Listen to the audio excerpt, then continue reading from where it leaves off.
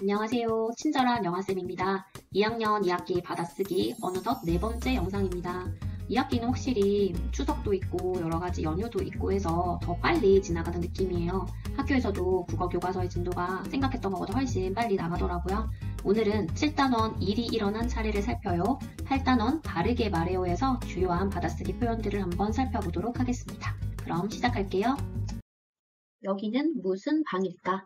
방일가는 방에 이다가 붙고 리을가가 붙어서 만들어진 단어 말이죠. 이때 리을가는 물음이나 추측을 나타내는 종결어미입니다. 숲은 모두 타 버리고.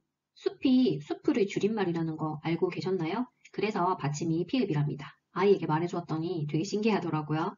타 버리고는 왜 띄었을까요? 타다라고 하는 말과 버리다라고 하는 말이 서로 나란히 쓰였는데요. 이때 타다가 좀 더 의미의 중심이 되는 표현이기 때문에 타를 본용언, 버리고를 보조용언이라고 얘기를 합니다. 자, 이렇게 본용언과 보조용언이 나란히 쓰이는 경우에는 당연히 서로 다른 단어니까 줄 사이는 띄어 써줍니다. 용을 뒤쫓아 가서. 뒤쫓아는 쫓다에 뒤가 붙은 말로 표준 발음은 연음이 되어서 뒤쫓아입니다. 1단원에서 말씀드렸던 쫓다와 쫓다의 의미 차이 기억하시죠? 대부분의 경우 쫓다는 구체적인 대상, 그 뒤를 따르거나 그 대상이 떠나도록 몰다 라고 하는 의미를 지니고 있습니다. 땅속으로 뚫린 굴. 땅속은 땅과 속이 결합하여서 만들어진 합성어이기 때문에 한 단어라서 이 두 단어 사이를 붙여 써줍니다. 마음속, 바닷속도 마찬가지로 한 단어이기 때문에 붙여 써주어야 합니다. 아이들이 받아쓰기를 하다 보면 이 띄어쓰기에 대한 인식이 생겨서 띄어쓰면 안 되는 부분도 띄어쓰는 경우가 있더라고요. 이처럼 한 단어가 된 경우는 아이들이 헷갈릴 수 있으니까 한 번 더 언급을 해주시면 좋을 것 같아요. 뚫린, 받침 너무 어렵지 않나요? 리을, 히읗, 겹받침이 사용이 되었는데요. 이 경우에는 뒤에 모음이 오면 겹받침 중에서 히읗이 아예 탈락이 되기 때문에 발음을 통해서도 이 겹받침을 추리해내기가 조금 어려운 경우라고 볼 수 있습니다. 리을과 히읗 두 개의 겹받침이 사용이 되었다라는 거 한번 짚어주고 지나가면 좋을 것 같아요. 뽀얗고 포동포동한 애벌레. 자, 뽀얗다, 활용이 남다리라는 거 예상되시죠? 5단원의 동그랗다, 빨갛다처럼 받침의 히읗이 뒤에 모음이 오면 아예 탈락되는 형태가 달라지는 경우로 볼 수 있는데요. 뽀얗다는 하얗다와 비슷하게 변화를 합니다. 뽀얗다, 뽀얗고, 뽀얀, 뽀에서, 뽀야면, 뽀했다와 같은 형태를 보이거든요. 앞에서 아이가 한번 살펴보았던 것이니까 비교해서 함께 보여주시면 좋을 것 같습니다. 두 번째로 포동포동한 애벌레 할 때 포동포동은 통통하게 살이 찌고 부드러운 모양을 의미하는 의태어입니다. 포동포동이라고 하는 단어를 들으면 왠지 귀여운 아가나 아기 돼지가 연상이 되잖아요. 그런데 의미는 비슷하지만 어감이 나쁜 피둥피둥과 한번 비교를 해볼까요? 피둥피둥은 볼성 사나울 정도로 살이 쪄서 꽤 통통한 모양을 의미합니다. 자, 의미는 비슷한데 어감이 상당히 차이가 있잖아요. 그래서 이러한 단어들은 구분해서 쓰지 않으면 상대방에게 불쾌감을 줄 수 있다라는 점을 한번 인지시켜 주시고 예문을 만들어 보면 좋을 것 같습니다. 무지갯빛 안개가 몽실몽실. 무지갯빛은 무지개와 빛이 합쳐진 단어로 이렇게 합쳐질 때 뒷말인 빛이 된소리로 발음나기 때문에 세 번째 음절 받침의 사이시옷을 표기했습니다. 표준 발음은 무지갯빛, 무지갯빛 둘 다 가능합니다.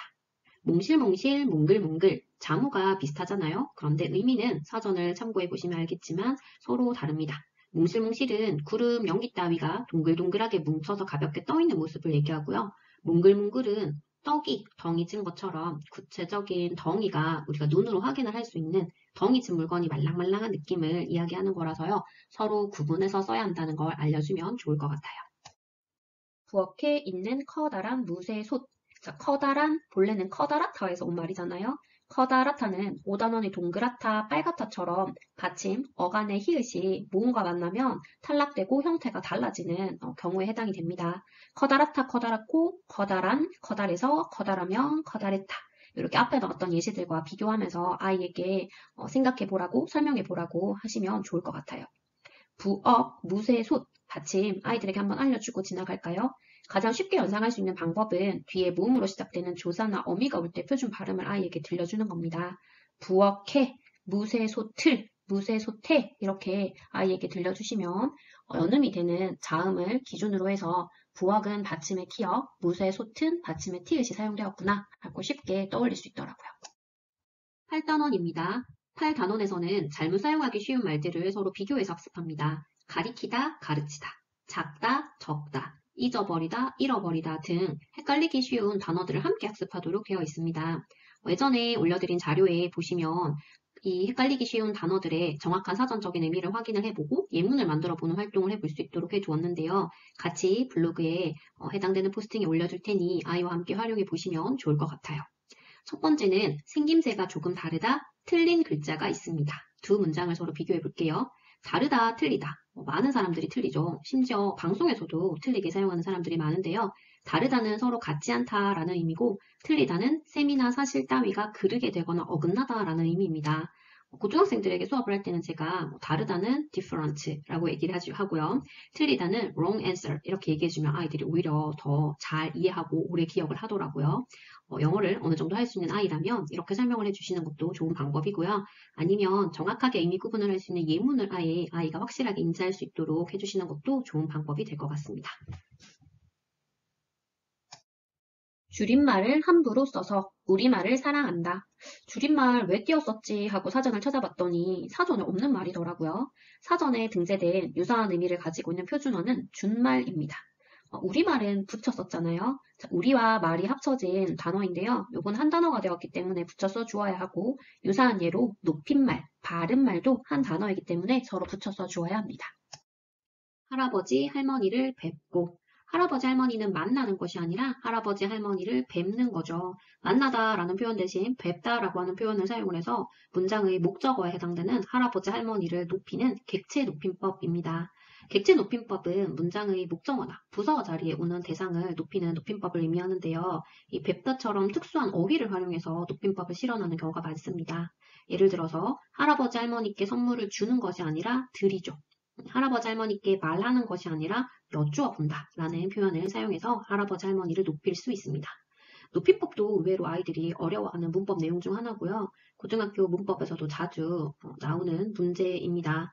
초등학교에서는 올바른 언어 예절 측면에서 이를 다루고요. 중고등학교에 가면 높임법의 종류라든가 실현 방법에 대해서 구체적인 학습을 하게 되는데 초등 때 배우는 언어 예절의 측면에서 높임법을 정확하게 알고 있고 일상생활 중에도 활발하게 이것을 바르게 쓴다면 후에 높임법을 공부할 때도 당연히 도움이 됩니다. 저녁으로 주먹밥을 먹었다. 자, 주먹밥이라고 하는 단어의 표준 발음을 보시면 표기는 주먹밥이라고 하는데요. 실제로 발음은 주먹밥이 표준 발음이잖아요. 그러면 표기와 소리가 서로 다르다고 볼 수가 있습니다. 이 8단원에서는 이렇게 소리와 표기가 다른 예시를 몇 가지 더 들고 있는데요. 아래에 파란색 네모안에 정리해 놓은 교과서 예시를 한번 보실게요. 보리밥, 주먹밥, 바지, 낙지, 호수, 국수, 주고, 돕고. 왼쪽에 있는 예시들은 모두 다 소리와 표기가 일치하는데요. 오른쪽에 있는 예시들은 소리와 표기가 다르죠. 그리고 모두 다 제일 마지막 음절의 첫 소리가 된 소리로 발음난다라는 공통점을 가지고 있습니다. 이유를 혹시 찾으셨을까요? 우리말에서 울림소리는 모음과 자음 중에서 니은, 리을, 미음, 이응 네 가지만을 울림소리라고 얘기를 합니다. 이 중에서 니은, 미음, 이응은 앞서 말씀드린 것처럼 코 속에서 공기가 통과하면서 나는 소리라고 해서 비음이라고 하고요. 리을은 흐를 유자를 써서 유음이라고 얘기를 합니다. 우리말 자음은 이 니은, 리을, 미음, 이응 네 가지 소리를 제외하고는 모두 다 안 울림 소리입니다. 이 안 울림 소리끼리 만나면 뒷말이 된 소리로 발음이 되어요.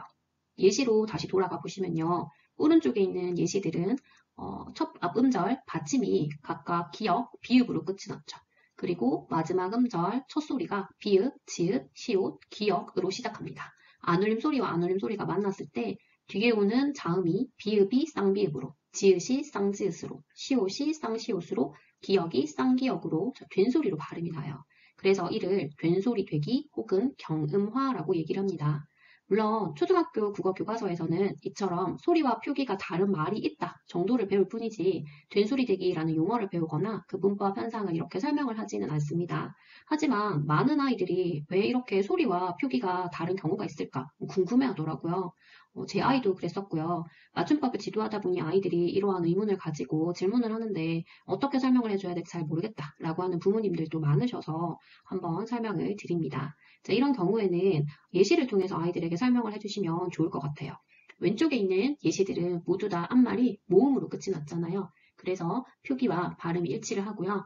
오른쪽에 있는 예시들은 모두 다 딱딱한 소리를 내는 자음들이 받침에도 오고 앞말 받침에도 오고 뒷말의 첫소리에도 오기 때문에 딱딱한 느낌을 주는 자음들이 서로 만나면 뒤에 말이 더 딱딱하게 된 소리로 발음이 된다라고 설명을 해주면 아이들이 그래도 조금은 이해가 더 쉬워지고 억지로 외우지 않아도 되니까 조금 덜 괴로워하는 것 같아요. 헷갈리는 낱말의 정확한 뜻. 헷갈리다, 헛갈리다 어느 것이 표준어일까요? 화면에 보시는 것처럼 사전을 보면 헷갈리다, 헛갈리다 둘 다 표준어입니다. 낱말은 낫과 말이 합쳐진 단어인데요. 이때의 낫은 따로따로라는 의미입니다. 낫게 할 때 낫도 같은 의미로 사용이 되었습니다. 오늘은 2학년 2학기 받아쓰기 급수장 4번째 영상으로 7단원과 8단원의 중요한 표현들을 같이 한번 살펴보았습니다. 이제 1학기에 이어서 거의 받아쓰기 급수장도 마지막을 향해서 달려가고 있는데요. 앞서 설명드렸던 내용들과 중복되는 내용들을 반복적으로 설명하는 부분도 있는 것 같습니다. 아이와 맞춤법에 대해서 얘기를 하다 보면 아이가 어떨 때는 되게 잘 아는 것 같다가도 또 한동안 쓰지 않거나 그 표현에 대해 언급을 하지 않으면 또 헷갈려하고 잘못 쓰는 경우가 있더라고요. 학기 중에는 받아쓰기 급수장을 중심으로 학교 수업에 도움이 되는 측면에서 저와 함께 살펴보고 상대적으로 시간적 여유가 있는 방학 때는 받아쓰기 문제집을 한 권 정도 선정을 해서 아이가 스스로 풀면서 내용을 한 번 더 정리해 볼 수 있도록 격려를 하고 있습니다. 물론 평상시에도 표현력의 측면에서 맞춤법과 관련된 책들을 재미있게 읽을 수 있도록 제가 여러 가지로 아이에게 제공을 해주고 있긴 한데요. 이 맞춤법이라고 하는 것이 계속해서 반복해야지 익숙해지는 부분도 있기 때문에 문제집이나 책도 함께 활용을 하셔서 아이가 계속해서 올바른 맞춤법, 표현에 대해서 생각하고 쓸 수 있도록 기회를 제공해 주시는 게 좋을 것 같습니다. 자, 오늘 영상도 함께 해주셔서 감사하고요. 다음 영상은 2학년 2학기 받아쓰기 급수장 마지막입니다. 남은 90, 11단원을 다음 영상에서 함께 살펴보도록 할게요. 감사합니다.